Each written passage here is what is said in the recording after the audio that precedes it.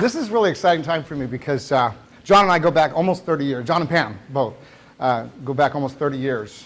And I remember when John's son, was he 14? Or he was 14 years old, and he was talking about wanting to ride in my Corvette. And now he's a big, burly guy, and he's built Corvettes. But John has a unique story, because we're all entrepreneurs here in our own right. And John has always had this incredible, crazy, positive outlook on life and people. Crazy positive. And for the time that I've known John, I've never, ever, never heard him say a negative word. He's always edified other people. He's always lifted people up. And then over the last part of his journey in his life right now, he's dealt with more trials and tribulations from a health perspective than most of us will probably have to ever experience. And quite honestly, I almost thought I lost him not too long ago. I came over to his house and I was talking to him, and he was really, really, really drugged up. And he was still saying the same positive things about people and life. And at that moment, he belonged in a hospital bed. And then the next time I saw him, which was just weeks ago, it was a Starbucks coffee place over by Galleria Mall, across the street from the mall. And he's walking, and I get out of my car and we start talking, and it sounded like the same John that I've always known. So he went from almost death's bed, just a couple months ago? And here's what I'm going to tell. I don't know if he's going to tell it or not, but I'll tell a little bit. John he's a diabetic and has been dealing with more than just that. But as a result, he's lost his foot. Yesterday, he lost part of his finger. They cut part of his finger off yesterday. And he told Louise, he goes, "Yeah, I'm just going in for a little surgery." She had no clue he was going in to lose part of his finger. And he's still here, you guys, with you. So please help me welcome John Cockroll.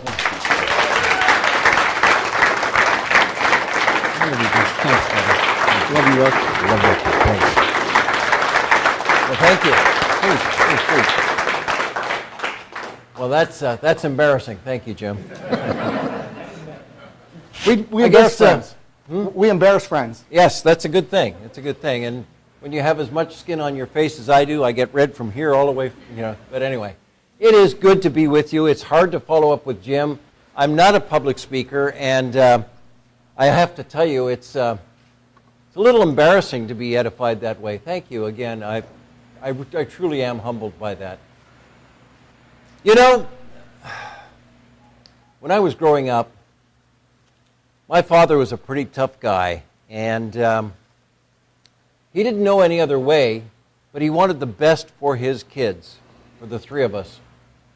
And being the youngest, he said to me, "John," and many of you have heard this, I'm sure, "I want you to go to school, get a good education, get a good job, and you'll be taken care of." Anybody heard that before? Yes. And I was pursuing an athletic career at the time. Forgive me for a minute. I've lost my parents recently, and it affects me. It always will. But the long and the short of it is simply this, that I won a hockey scholarship to an Ivy League school. And by the time I got my education, the rules had changed. And I felt shortchanged. I think, in all honesty, as negative as I will get, will be this. There's no such thing anymore as being taken care of. If you want to be taken care of, you better get busy. True? True. And so, I want to tell you a little story. Some of you may have heard it. There was a farmer. We'll call him Old MacDonald just for fun's sake. And he had some chickens and ducks and geese and pigs and cows. And one day, the chicken came to the pig and he said, Old man McDonald's been pretty doggone good to us over these years, taking care of us. I think we ought to do something to show our appreciation. And the pig said, damn good idea, I think you're right. What do you suggest? He said, well, why don't we make him breakfast? I'll provide the eggs, you provide the bacon. The pig looked at him and he said, that's an easy decision for you, but that's a major commitment for me. And that's really what I want to talk about. You know, here we've just lost one of our greatest entrepreneurs of the modern day, Steve Jobs. And I don't know whether you've heard him, but he made a speech about 8 or 9 years ago, and he talked about entrepreneurialism. He talked about making a decision as opposed to a commitment. He talked about passion. And then he talked about sanity. And I know that several of you are probably in what we call the non-traditional business world, such as I am. And several of you are probably from the traditional business world. You know, it's very, very interesting. A lot of times those of us in the non-traditional, or if I can, call it network marketing or multi-level marketing business, we want to talk to everybody about how great our business is. And then we wonder why people from the traditional business world say no to us. The truth of the matter is Steve Jobs understood it. He said those people are sane. Not insane, they're sane. After all, who would want to have a non-traditional job in the multi-level marketing business where you're going to get rejected 9 times out of 10 every day? You'd have to be insane to want to do that, right? No, you have to be passionate to do that. You've got to love whatever it is you choose to do in life. And especially in this economic time that we live in today. You know, I don't believe in big government. I don't believe in government being there to help me out. If I'm going to do it, I'm going to do it on my own. If I'm going to do it, I'm going to make my own mistakes and live with them, learn from them, and get on down the road. As they say, Fido, forget it, drive on. I love what I do. And what do? I meet new people every day. After all, there are only 2 kinds of people in this world. I know you've probably heard all the jokes about there are really only 3 kinds of people in this world. You know what they are, right? People who, let me think, how does it go now? People who know what's going on, people who don't know what's going on, and people who just say, what's happening? And the truth of the matter is there are really only 2 kinds of people in this world if your attitude, if your mindset is right. And what are those 2 kinds of people? In John's world, they're friends and friends you haven't met yet. That's it. And we love to go out. This is what Pam and I do. We love to go out and simply meet people with no expectation, nothing expected in return, no hard questions asked, no hard sell on what we do. This is who we are, this is what we do. If it's great with you, it's great with me, but either way, we have an opportunity to develop a relationship that could span our lifetime. How great is that? How great is that? When you take the pressure off of products, services, and money, you get an opportunity to meet people who they really are and where they really live. That's just fabulous. I want to take a minute, because we have our guest here from Canada, to say a couple of words to you that will give you a key indication of who I am. And those 3 words are out, about, and house. Victoria, British Columbia. Nice to meet you. I also want to take a moment to introduce my wife, who is the rock that has taught me so much, who has held my life together. She, for your information, co-hosts a national conference call every week called Women on Fire. And if you would please welcome my wife, Pam Cockroll.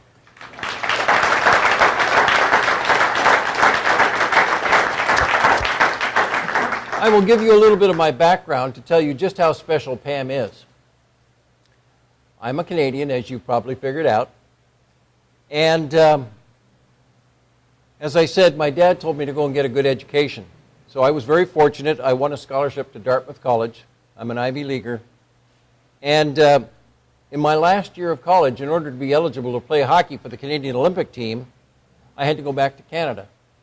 So I finished up my education at Carleton University in Ottawa, Ontario, and was on the Olympic team in 1968 in Grenoble, France, playing hockey. At the end of that, I turned pro. I actually played for the Toronto Maple Leafs in the National Hockey League from 1968 through 1971. That was my first lesson in life. No collar, passionate, happy as a clam, a kid playing and making, well, what was a lot of money in those days, $48,000 a year.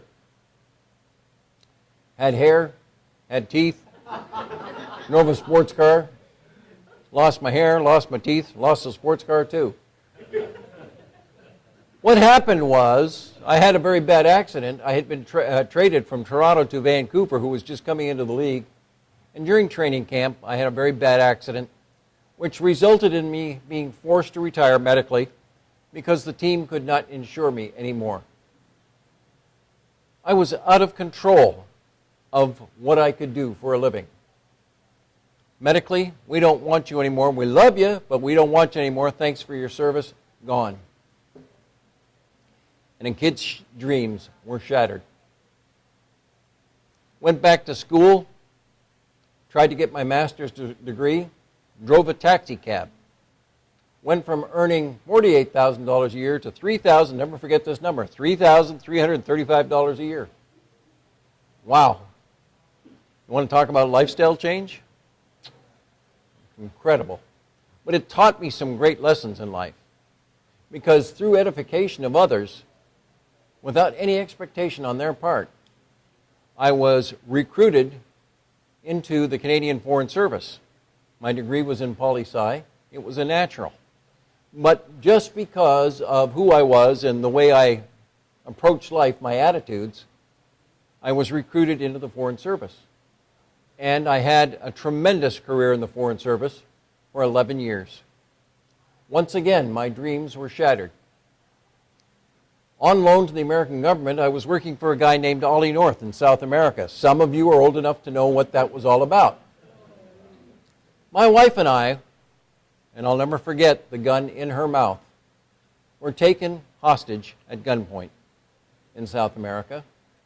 And I didn't know how to get her out of that situation because I was on my knees with a gun in my back, being beaten, badly beaten. And I promised her, as I was being beaten, that I would get her out of there and find our kids, our two children. We would get them back to the U.S. as quickly as we could. I got to South America as a result of a chance meeting. Some of you, again, are old enough to recognize this. It was the Canadians who got your American diplomats out of Tehran. I was a part of that team. And somebody wanted some revenge. And they had chased me halfway around the world. That's how I ended up in South America. We were at that time living in Nairobi, Kenya, in East Africa. What a life. So I went to the American Embassy after I got out of that situation. Thank God for the American Rangers. I lost 2 friends, and one of my other friends lost an arm. But we came out unscathed, other than the mental impact that it had on my wife. So the American Embassy said, John, it takes about 12 to 18 months to get you immigrated to the U.S., but we'll see what we can do for you. 3 days later, I was landed and immigrated and placed in Florida in a safe house until the Canadians could come and get me and I could get back to Canada for debriefing. Wow, what a career I've had. What a life I've had. I went through debriefing, flew out to the West Coast, met my family, and set up home here in Northern California. That was in 1980. This country embraced me.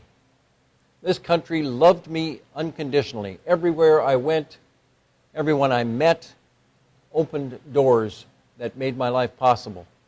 And along the way, it taught me a great lesson. Always give your best, even if someone else doesn't. Always respect and edify others, even if they don't respect and edify you. Always expect great things to happen, and they will happen.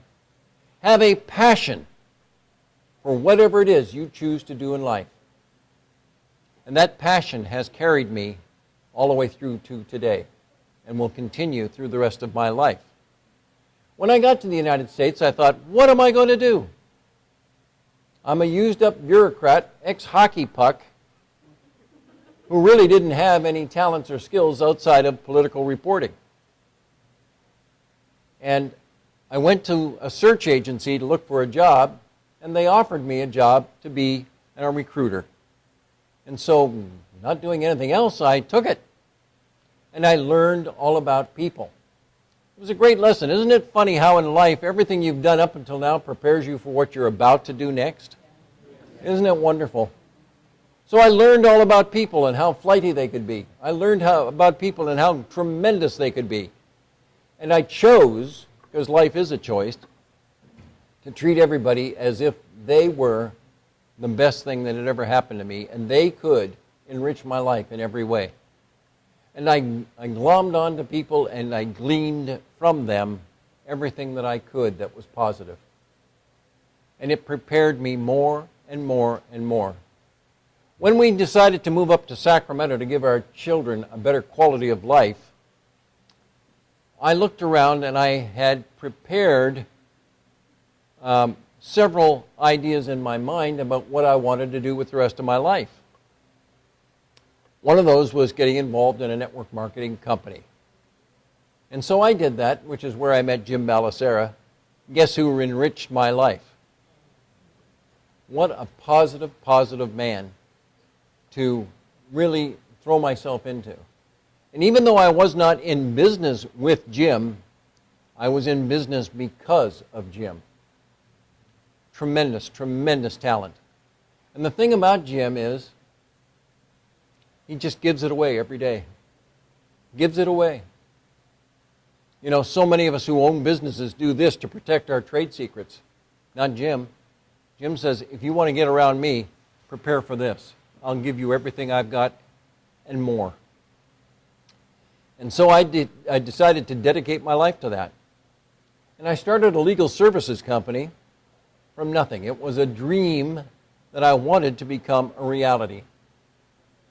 And I became so good at legal services, we put corporations together, did compliance work, mergers, acquisitions, those kinds of things.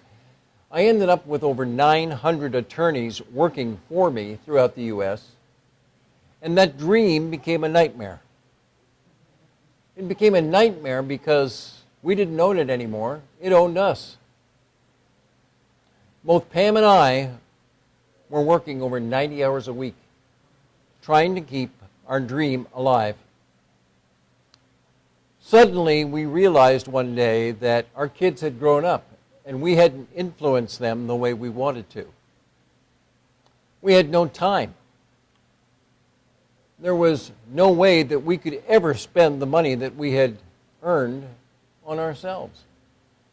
There was no reward other than perhaps enriching other people's lives. And so I walked away. I just walked away. Let everybody know that this was not what I was passionate about anymore. And you'll notice I use the word passion a lot. I love what I do. And if you don't, then my advice to you is don't do it. Life's too short. Find something you can get passionate about and do it. Excuse me. I'm still suffering the effects of hospital people.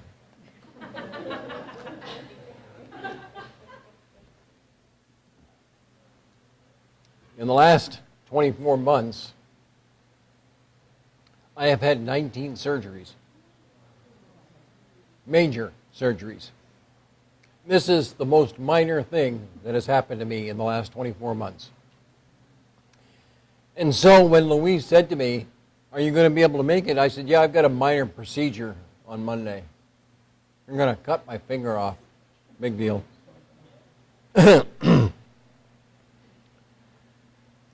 One of my corporate clients actually came to me and said, I know you know all about business. Would you please check out this thing and make sure I'm not making a mistake? I checked it out. I got involved, and I've never looked back. Never. And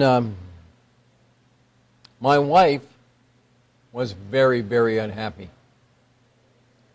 She did not want to get involved in one more thing.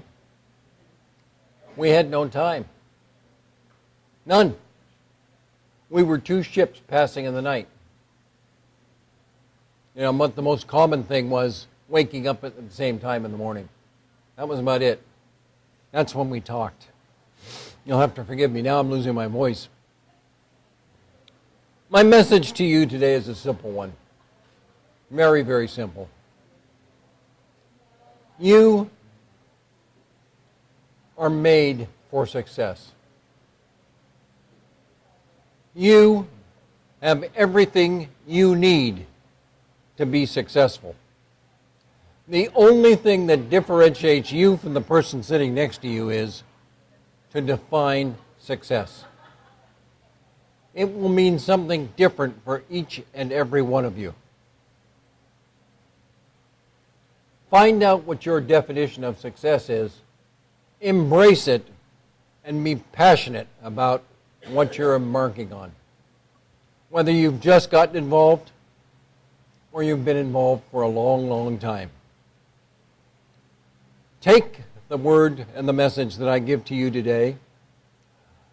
Love what you do. This country was made great by small business. Love what you do so much that you empower people all over this country to heal this country.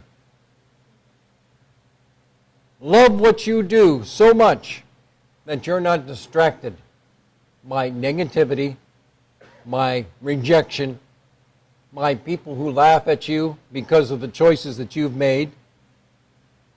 Love what you do until you've enriched the lives of other people in a positive way. Thank you.